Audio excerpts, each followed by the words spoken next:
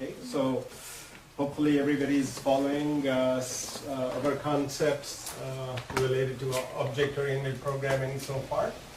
Okay, so hopefully today we'll finish the basic object-oriented programming and start to take a look at slightly more involved things. Three concepts in basic object-oriented programming as far as C# is concerned, encapsulation. So by now you guys hopefully know it very well. This is basically creating a class so that related code and related variables are put together in a virtual box, right, or are encapsulated. So here we have public, private, protected type of keywords. So everybody hopefully understands when to use public, when to use private, when to use protected. Very quickly, if you created a class and if you're declaring a variable inside it, how should it be declared? Private. Private, okay. If you're writing some function in it or a method in it, so public, let's say double compute. So the methods are usually declared public. Okay, so even though there are cases where for some reason you may make data public and a method private, but most of the time data will be private and the methods will be public, right? Okay, so as far as C# is concerned, we had a concept of properties over here. Okay, so a property, if you recall, was a tiny get and set part associated with a private variable. So the convention was private variable will start lowercase, the corresponding public property will be uppercase, and of course the property has to be public, right? Okay, because it's like a small function. So anyway, that was encapsulation. Then we looked at inheritance, and here the idea was if we are creating many classes with some methods and some data in it, so as we start to create more than one class, there's a possibility that a few of these are being repeated, right? So if the blue part is the same as in this class as the second class, then that's the time we take that part out and create a base class. And then using the colon syntax, so if this was, let's say, class, let's say Y, then if we call it class, let's say my base. So anyway, then we'll simply say this inherits from my base, and then since the common part has been moved over here, there's no need to write this. Same way over here, this will be inheriting from this class as well, so it minimizes the amount of code. So anyway, hopefully everybody feels very comfortable with where to start. Okay, so what's our starting point? Our starting point when we are writing many classes is to identify the real entities that we need to model in our software and create a class for those. As you start to create more classes, you yourself will discover what should be a proper base class. Okay. Anyway, as we went to inheritance, we needed a few more keywords. Okay, what were those keywords? For example, virtual, abstract, and override. Okay. So virtual, if this is the top level method over here that we moved over here, and there is a real code in it, we'll mark it as virtual.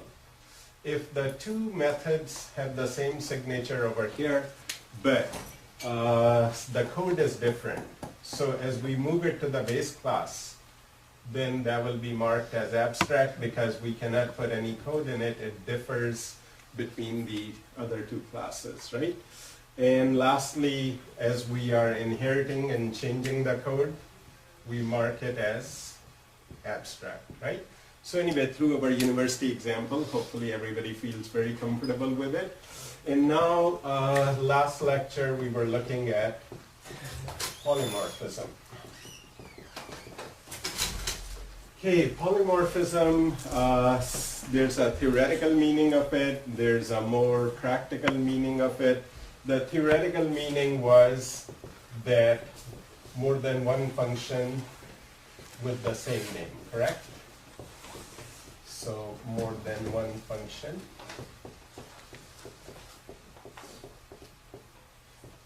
with same name. Okay. So where does this occur? It can occur within the same class. It can occur once we are doing inheritance, meaning writing many classes. Okay. Within same class. Okay. So this concept is called overloading. So if we are writing many functions with the same name, but different parameters, we refer to it as overloading a method. Okay?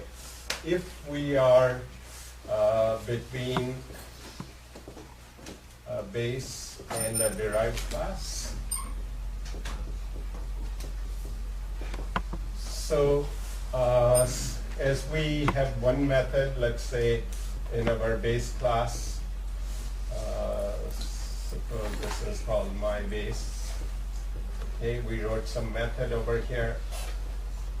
A class, let's say my derived, inherit from my base.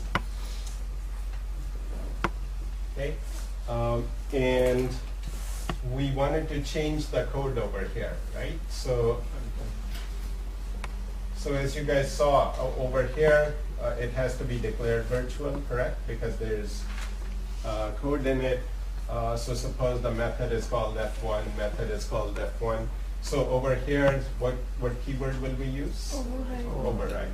So anyway, the second concept where polymorphism occurs is that's between a base and a derived class, and the override keyword is used to indicate we have the same method, okay, same parameters, exact same parameters, okay, but different code over here.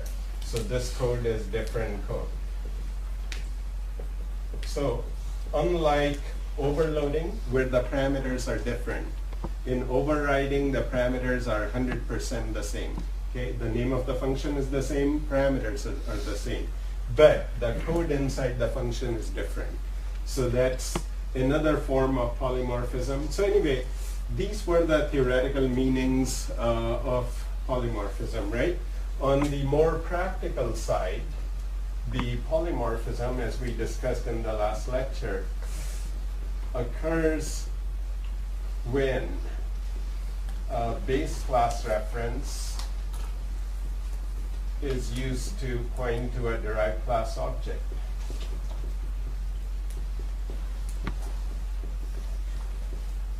Okay, so this is perfectly okay to do in all object-oriented programming languages. This capability exists, and this is where the complication comes into play, right? So let me give you a slightly different example because in my opinion, rest of whatever we discussed was pretty straightforward. This is where, if you're new to programming, you start to become a little bit confused. Okay, so let me give you one more example. Okay, let's say you have a class called employee. Okay, and suppose you have a function over here, public double compute pay. And let's pretend over here we have two fields, hours worked, and so this could be double. So somebody could work 4.5 hours as an example, right? And the corresponding property. And let's say double pay rate. So somebody may have a pay rate of, let's say, $12.50 per hour. So $12.50 might be the pay rate. hours worked may be, let's say, 4.5. So the purpose of this is to multiply these two and give an answer. So simple method over here. So this will be simply return hours worked times pay rate.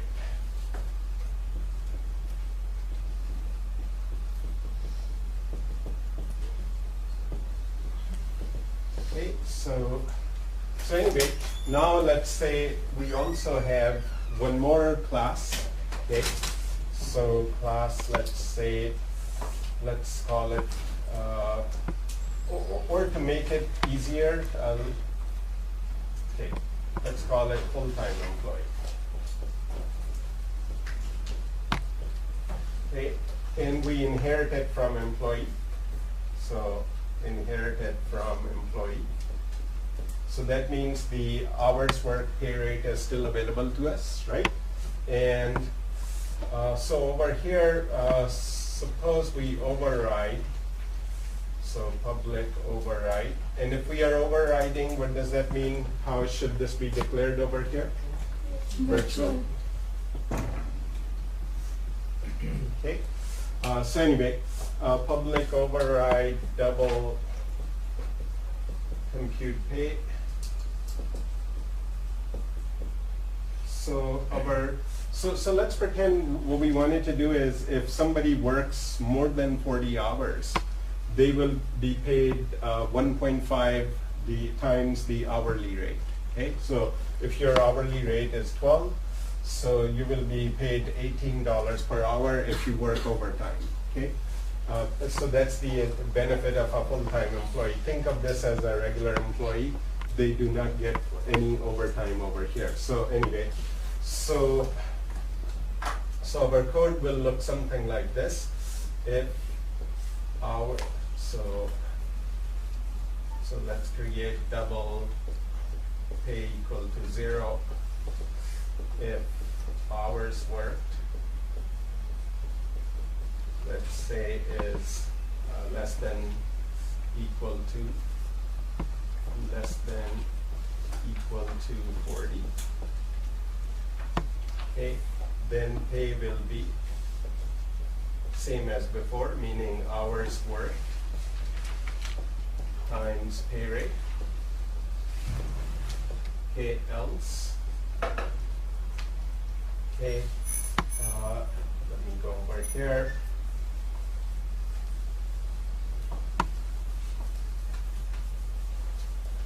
Okay, so else pay will be equal to